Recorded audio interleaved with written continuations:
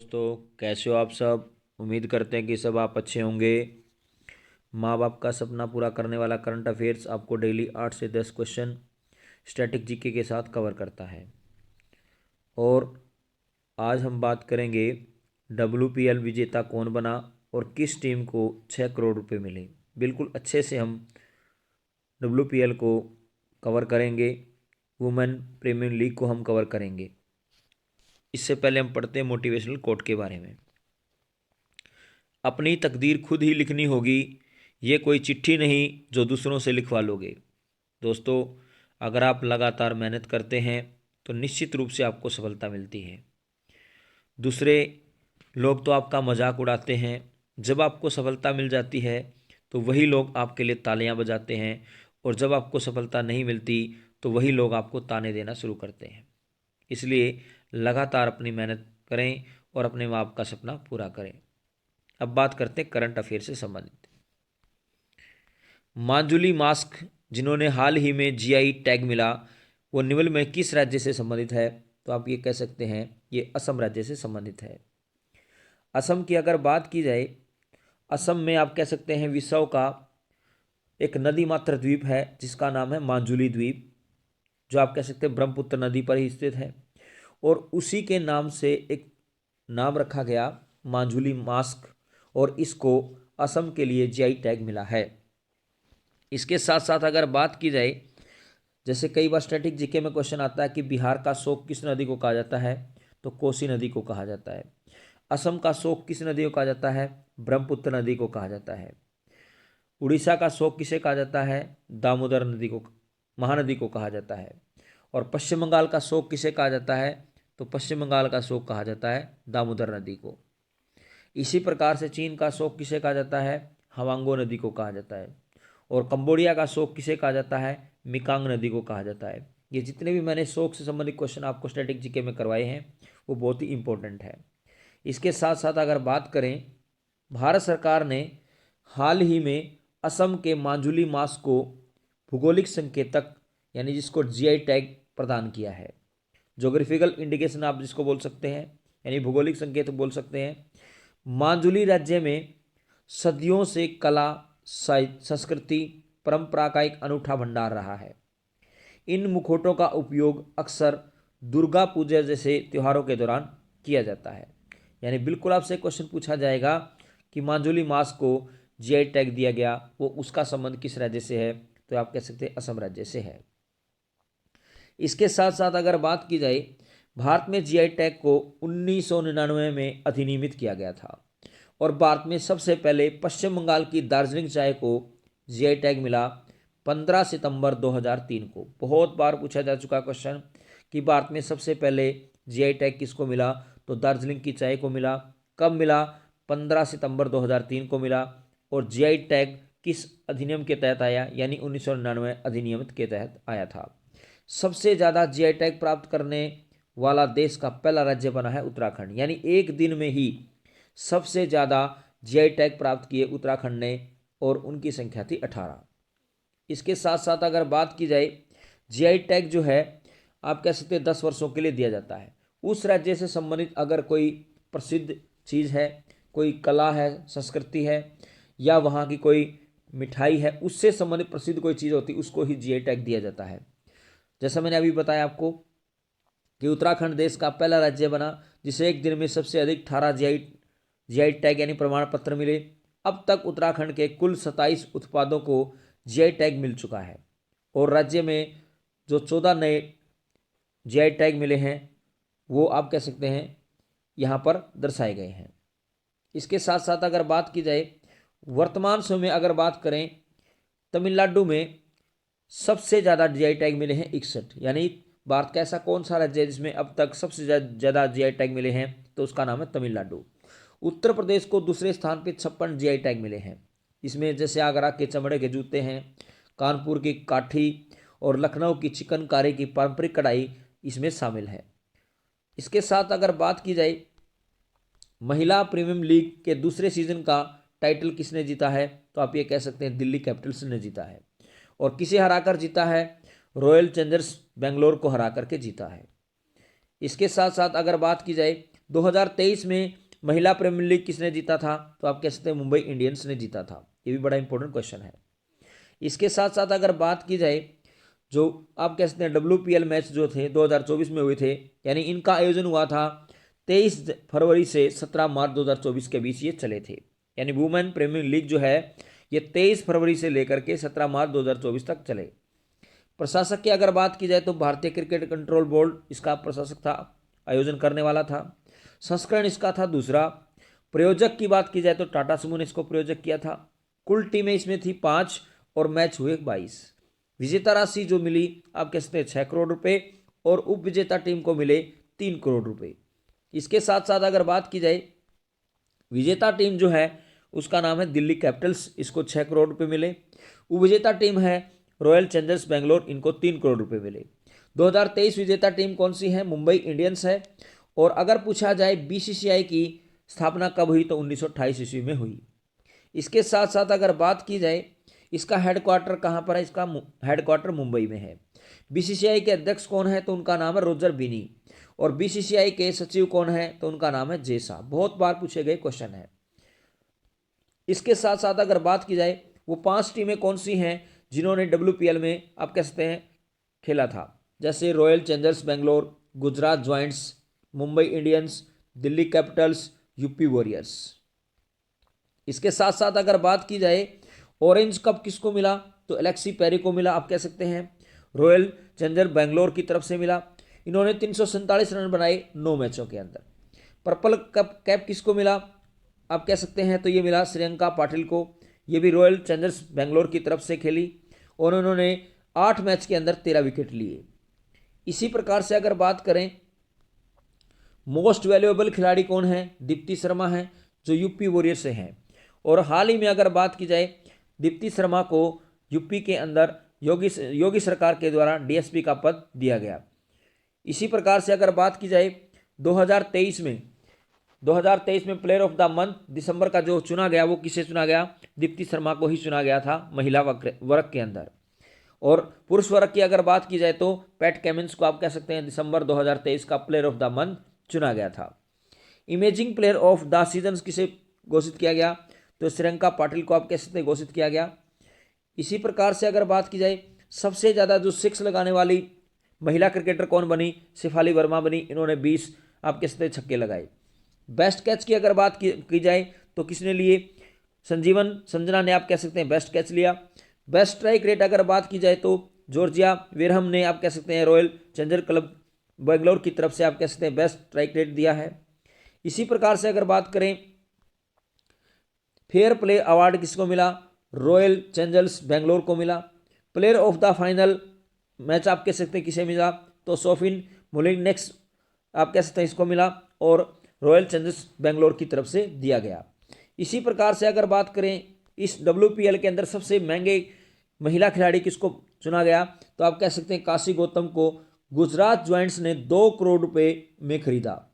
यह खिलाड़ी WPL में सबसे महंगी खिलाड़ी बनी। काशी गौतम घरेलू क्रिकेट में एक पारी में 10 विकेट लेने का कारनामा कर चुकी हैं। इसके साथ साथ बात की जाए ऑस्ट्रेलिया के युवा ऑलराउंडर एनाबेल सदरलैंड के लिए भी दिल्ली कैपिटल्स ने 2 करोड़ रुपए खर्च करते हुए अपनी टीम में उनको जोड़ा।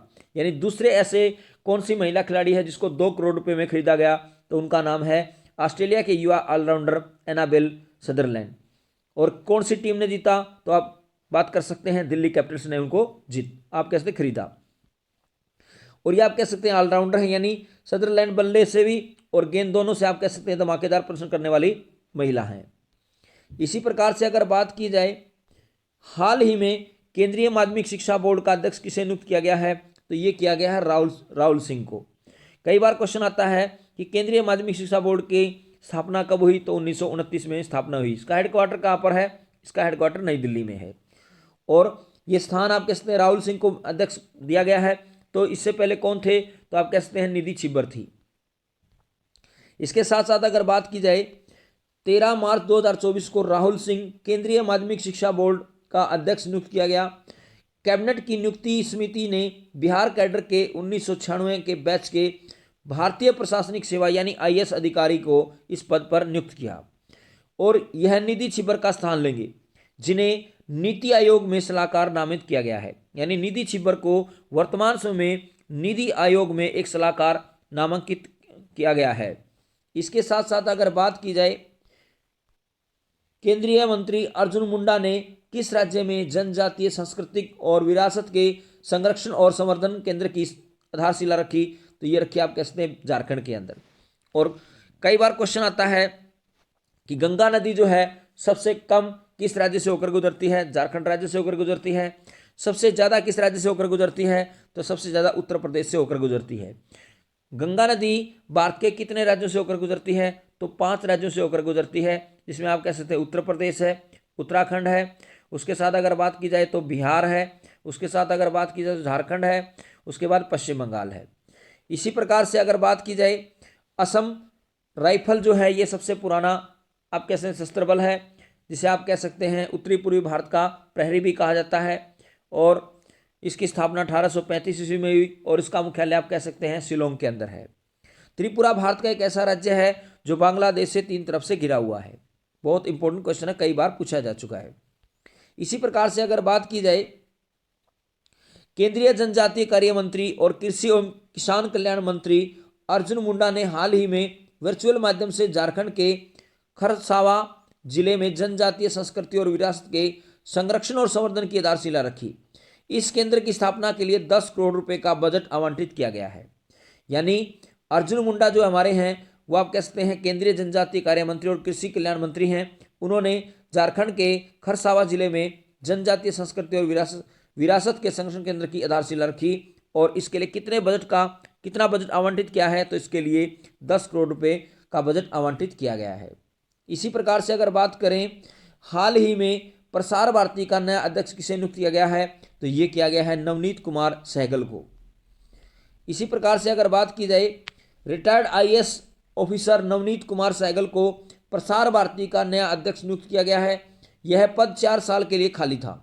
यह पद जो था 4 साल से खाली था। सहगल ने ए सूर्य प्रकाश का स्थान लिया। यानी इससे पहले प्रसार भारती के अध्यक्ष कौन थे? ए सूर्य प्रकाश थे और 4 साल से पद खाली था। अभी कौन बने हैं? नवनीत कुमार सहगल बने हैं, जिनका कार्यकाल फरवरी 2020 में समाप्त हो गया। यानी ए सूर्य प्रकाश का कार्यकाल जो था फरवरी 2020 में समाप्त हो गया। प्रसार भारती भारत की सबसे बड़ी सार्वजनिक प्रसारण एजेंसी है और इसकी स्थापना 1997 में हुई थी। यानी कई बार क्वेश्चन आपसे पूछा जा सकता है कि प्रसार भारती की स्थापना कब हुई? तो 1997 में इसकी आप कह सकते हैं स्थापना हुई। इसके साथ अगर बात की जाए, PV Narasimha Rao memorial award हाल ही में किसे प्रदान किया गया? तो ये किया गया रतन टाटा को। इसके साथ साथ अगर बात की जाए, रतन टाटा को यह पुरस्कार दिया गया PV Narasimha Rao memorial award. इसी प्रकार से अगर बात की जाए, रामनाथ कोविंद हमारे क्या है? पूर्व राष्ट्रपति हैं। इसी प्रकार से अगर बात की जाए, टाटा सन्स के पूर्व अध्यक्ष रतन टाटा को उनके उत्कृष्ट परोपकारी योगदान के लिए प्रतिष्ठित पीवी नरसिम्हा राव मेमोरियल पुरस्कार से सम्मानित किया गया। PV Narasimha Rao memorial award Bharat के पूर्व प्रधानमंत्री के नाम पर रखा गया है। यह अवार्ड सामाजिक और मानवीय कल्याण में समर्पित लोगों को दिया जाता है। तो आप कह सकते हैं PV Narasimha Rao memorial award किसे दिया गया? तो टाटा सन्स के पूर्व अध्यक्ष रतन टाटा को यह दिया गया है। इसी प्रकार से अगर बात करें, भारत के 5 व्यक्तियों को 2024 में भारत रत्न पुरस्कार दिया गया, जिसमें पीवी नरसिम्हा राव जो हमारे पूर्व प्रधानमंत्री भी शामिल हैं। लाल कृष्ण आडवाणी को भी यह पुरस्कार दिया गया। चौधरी चरण सिंह पूर्व प्रधानमंत्री को भी भारत रत्न पुरस्कार दिया गया। चौधरी चरण सिंह के ऊपर बड़ा अच्छा क्वेश्चन आता है कि भारत के ऐसे कौन से प्रधानमंत्री हुए हैं जो कभी लोकसभा में ही नहीं गए? तो उनका नाम है चौधरी चरण सिंह। इसी प्रकार से अगर बात की जाए, डॉक्टर चंद्रशेखर पूर्व प्रधानमंत्री को भी आप कह सकते हैं भारत पुरस्कार दिया गया। और एम एस स्वामीनाथन को भी भारत पुरस्कार दिया गया 2024 में। और इनको हरित क्रांति का जन्मदाता भी कहा जाता है। डॉक्टर चंद्रशेखर और आप कह सकते हैं गुलजारी लाल नंदा 2 ऐसे भारत के प्रधानमंत्री हुए हैं जिन्होंने कभी आप कह सकते हैं तिरंगा झंडा नहीं फहराया। इसके साथ अगर बात की जाए, तिमिलिसाई सुंदरराजन ने अपने पद से इस्तीफा दे दिया। वो किस राज्य की राज्यपाल थी? तो ये थी तेलंगाना की। आप कह सकते हैं तेलंगाना की तिमलिसाई सुंदरराजन ने अपने पद से त्यागपत्र दे दिया, वो आप कह सकते हैं वहां की राज्यपाल थी। इसी प्रकार से अगर बात की जाए तेलंगाना की राज्यपाल और पांडिचेरी की उपराज्यपाल तिमलिसाई सुंदरराजन ने अपने दोनों पदों से त्यागपत्र दे दिया। उन्होंने राष्ट्रपति द्रौपदी मुर्मू को अपना इस्तीफा सौंप दिया या त्यागपत्र सौंप दिया। सौंदर्यराजन ने तेलंगाना राज्य की दूसरी राज्यपाल के रूप में कार्य किया। उन्होंने 8 सितंबर 2019 तक अपना पद ग्रहण किया था, यानी उन्होंने 8 सितंबर 2019 को अपना आप कह सकते हैं पद धारण किया था, और अब इन्होंने क्या कर दिया है, इस्तीफा दे दिया है। इसी प्रकार से अगर बात की जाए विपिन रावत की मौत आप कह सकते हैं 8 दिसंबर 2021 को एक हेलीकॉप्टर दुर्घटना में हुई थी। भारत के जो पहले सीडीएस थे विपिन रावत, उनकी मृत्यु हुई थी 8 दिसंबर 2021 को एक हेलीकॉप्टर दुर्घटना में हुई। रावत अपनी पत्नी मधुलिका और निजी स्टाफ समेत कुल 10 यात्रियों और 4 सदस्यों वाले चालक दल के साथ वायुसेना के MI-17 हेलीकॉप्टर पर सवार थे और तमिलनाडु के कन्नूर में उनका ये आप कह सकते हैं हेलीकॉप्टर दुर्घटनाग्रस्त हो गया। कई बार क्वेश्चन पूछा जाएगा कि जो तमिलनाडु के कन्नूर में जो हेलीकॉप्टर दुर्घटनाग्रस्त हुआ वो कौन सा था, तो वायुसेना का M117 था। और इसमें कुल कितने यात्री थे, इसमें कुल 10 यात्री थे, और इसमें विपिन रावत की पत्नी मधुलिका भी शामिल थी। इसी प्रकार से अगर बात की जाए वो कहां पर जा रहे थे, वे सल्लूर वायुसेना हवाई अड्डे से रक्षा सेवा स्टाफ कॉलेज वेलिंगटन जा रहे थे, यानी केरल जा रहे थे। भारत के पहले सीडीएस विपिन रावत थे, और वर्तमान समय अगर बात की जाए तो भारत के दूसरे सीडीएस बने हैं अनिल चौहान। दोनों का संबंध उत्तराखंड से ही था। दोस्तों, अपने माता पिता का सम्मान करें, देश के जवानों का सम्मान करें, हमेशा मुस्कुराते रहें और हंसते रहें। टारगेट जॉब स्कैन को आप सब्सक्राइब करें, ज़्यादा से ज़्यादा लाइक करें, कमेंट करें और शेयर करें। दोस्तों, टेलीग्राम का लिंक आपको डिस्क्रिप्शन में दिया गया है, आप उसको ज्वाइन कर सकते हैं।